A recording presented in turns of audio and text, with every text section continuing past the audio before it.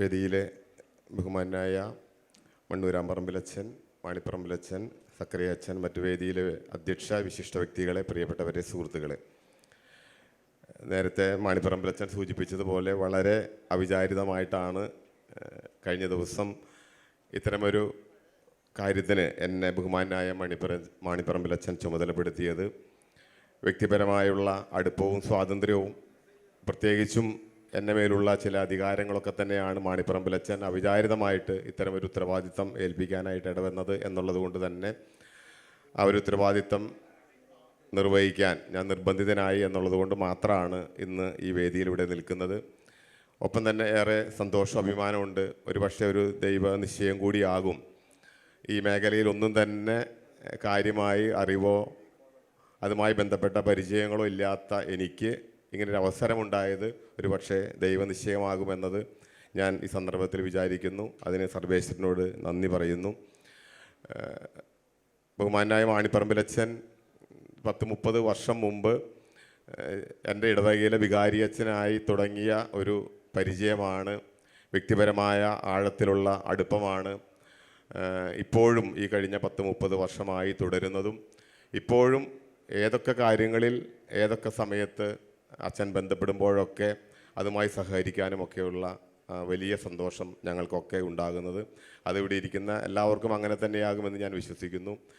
ഏറ്റവും ആദരണീയനായ മണ്ണൂരാമ്പറമ്പിൽ അച്ഛൻ ഒരുപക്ഷെ ഈ കാലഘട്ടത്തിൻ്റെ നമ്മൾക്ക് ആഗ്രഹിക്കുന്ന ഏറ്റവും പ്രധാനപ്പെട്ട ആവശ്യത്തിന് ഒരുപക്ഷെ അദ്ദേഹം രചിച്ച ഈ മഹത്തായ ഗ്രന്ഥങ്ങൾ അത് ആയിരിക്കും അതിന് ഏറ്റവും പ്രധാനപ്പെട്ട ഒരു കണ്ണിയാകുക എന്നുള്ള വിശ്വാസം നമ്മളെല്ലാവരുടെയിലുണ്ട്.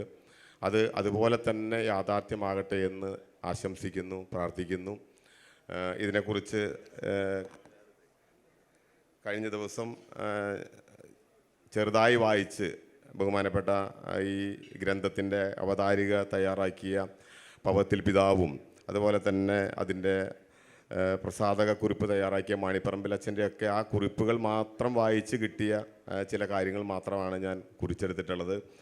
നമ്മുടെ വിശുദ്ധ കുർബാനയെ സംബന്ധിച്ചിട്ടുള്ള സമഗ്രമായിട്ടുള്ള ഒരു ഗവേഷണ തുല്യമായിട്ടുള്ള ഒരു ഗ്രന്ഥം തന്നെയാണ് മണ്ണൂരാമ്പറമ്പിലച്ഛൻ ഇന്ന് നമുക്ക് മുമ്പിൽ അവതരിപ്പിക്കുന്നത്.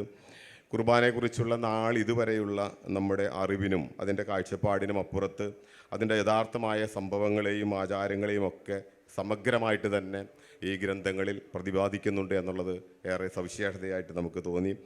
എന്നെപ്പോലെയുള്ള പലപ്പോഴും പ്രധാന ദിവസങ്ങളിലോ കടപ്പെട്ട ദിവസങ്ങളിലൊക്കെ കുർബാന നിർബന്ധമായി കാണണമെന്ന് ആഗ്രഹിക്കുന്ന എന്നെപ്പോലെയുള്ള ആളുകൾക്കൊക്കെ കുർബാനയ്ക്കിടയിലുണ്ടാകുന്ന ഒരുപാട് സംശയങ്ങളൊക്കെ ഉണ്ട്. അതിൻ്റെ പ്രാർത്ഥനകളിൽ, അതിൻ്റെ ആചാരാനുഷ്ഠാനങ്ങളിലൊക്കെയുള്ള ഒരുപാട് സംശയങ്ങളുടെ ഒക്കെ നിവാരണം ഒരു പക്ഷേ സമഗ്രമായ ഈ പുസ്തകങ്ങളിൽ നമുക്ക് കാണാനായിട്ട് സാധിക്കുമെന്ന് അതിൻ്റെ അവതാരികയിൽ തന്നെ പവത്തിൽ പിതാവ് കൃത്യമായിട്ട് പറഞ്ഞിട്ടുണ്ട്.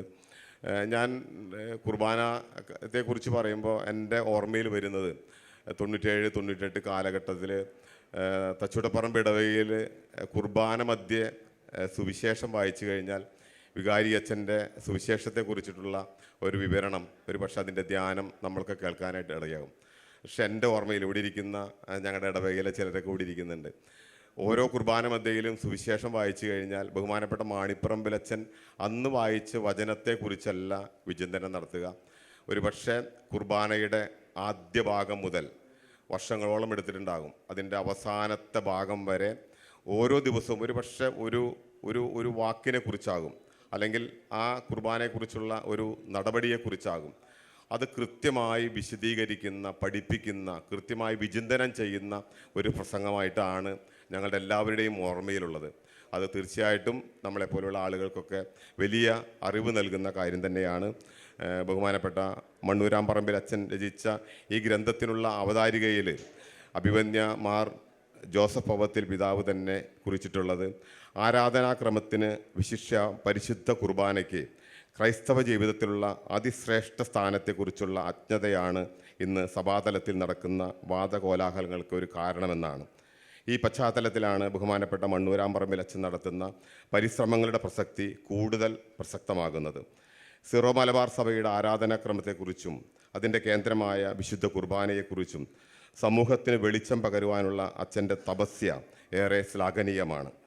ഒരു ലക്ഷ്യത്തിനുള്ള അച്ഛൻ്റെ പരിശ്രമങ്ങളുടെ മറ്റൊരു തെളിവാണ് സീറോ മലബാർ സഭയുടെ കുർബാന ഒരു പഠനം വാല്യം 2 എന്നുള്ളത്. വ്യക്തമായ സഭാദർശനത്തിൻ്റെയും ആരാധനത്തെ കർമ്മത്തെക്കുറിച്ചുള്ള ആഴമായ അറിവിൻ്റെയും സഭാചരിത്രത്തോടും സഭാ പാരമ്പര്യങ്ങളോടുമുള്ള തികഞ്ഞ വിശ്വസ്തതയുടെയും വിശുദ്ധ ഗ്രന്ഥത്തോടും സഭാപിതാക്കന്മാരോടുമുള്ള വലിയ സ്നേഹത്തിൻ്റെ ഫലമായ സഭാത്മകതയുടെയും തെളിവാണ് ഈ ഗ്രന്ഥം. പകരം വയ്ക്കാനില്ലാത്ത വിധം അനന്യമായ ഒരു പുസ്തകമാണിത്. ഈ പുസ്തകത്തിന് പകരം വയ്ക്കാൻ മറ്റൊന്നില്ല എന്ന് പിതാവ് പറയുന്നു. ഇത് സീറോ മലബാർ സഭയുടെ അഭിമാനമായ പൗവത്തിൽ പിതാവത്തിൻ്റെ ഒരു സാക്ഷ്യപ്പെടുത്തൽ കൂടിയാണ്. പ്രസാദകുറിപ്പിൽ മാണിപ്പറമ്പിലച്ഛൻ രേഖപ്പെടുത്തിയിരിക്കുന്നത് ഇങ്ങനെയാണ്: പൗരസ്ത്യ സഭയുടെ മാണിക്യം എന്ന് വിശേഷിക്കപ്പെടുന്ന അനാഫൊറയാണ് അഥായി മാറി സ്ലീഹന്മാരുടെ പേരിലുള്ളത്. പൗരസ്ത്യ സുറിയാനി പാരമ്പര്യത്തിലുള്ള മഹത്തായ നിധി, പൗരസ്ത്യ റീത്തുകളുടെ മൂലക്കല്ല്. കത്തോലിക്ക സഭയിലെ ഏറ്റവും പുരാതനമായ അനാഫറയാണത്. അതുല്യമായ ദൈവശാസ്ത്ര ഘടനയാണ് ഈ അനാഫറയ്ക്കുള്ളത്. ഇന്ത്യയിൽ തോമാസ് ലീഗ സ്ഥാപിച്ച സീറോ മലബാർ സഭയും ഇറാഖിൽ ഉത്ഭവിച്ച കൽദായ കത്തോലിക്ക സഭയും ഉപയോഗിക്കുന്നത് ഈ അനാഫറയാണ്. നാം ദിവസവും പങ്കെടുക്കുന്ന കുർബാനയിൽ ബലിപീഠ പ്രവേശനം മുതൽ സമാപനം വരെയുള്ള ഓരോ പ്രാർത്ഥനയുടെയും ഓരോ ആചാരത്തിൻ്റെയും അർത്ഥമറിയാൻ ഇതിനേക്കാൾ നല്ലൊരു പുസ്തകമില്ല. വൈദികനോ നമ്മളോ ചെയ്യുന്ന അനുഷ്ഠാനങ്ങളുടെയും ചൊല്ലുന്ന പ്രാർത്ഥനകളുടെയും അർത്ഥമറിഞ്ഞുകൊണ്ട് പങ്കെടുക്കാൻ ഇത് നമ്മെ പഠിപ്പിക്കും. കാണാനിരിക്കുന്ന പൂരം പറഞ്ഞറിയിക്കരുത് എന്നാണല്ലോ. ഈ പുസ്തകം വാങ്ങിച്ച് വായിക്കുക, അതാണ് അനുഭവിക്കാനിരിക്കുന്ന വലിയ പൂരം. അങ്ങനെ അറിവ് നേടുകയും ദിവ്യരഹസ്യങ്ങളിൽ പങ്കെടുക്കുകയും ചെയ്യാം എന്ന് മാത്രം ഈ സന്ദർഭത്തിൽ സൂചിപ്പിച്ചുകൊണ്ട് ബഹുമാനപ്പെട്ട മണ്ണൂരാമ്പറമ്പിൽ അച്ഛനും ഇത് ഇന്ന് ഏറെ പ്രസക്തമായ ഒരു കാലഘട്ടത്തിൽ കൂടുതൽ ആളുകളിലേക്ക് എത്തിക്കാനും അറിയാനും പഠിക്കാനും ഒക്കെ അവസരമൊരുക്കിയ മാണിപ്പറമ്പിൽ അച്ഛനും ഹൃദയം നിറഞ്ഞ നന്മകളും ആശംസകൾ നേർന്നുകൊണ്ട് എൻ്റെ വാക്കുകൾ നിർത്തുന്നു. നന്ദി.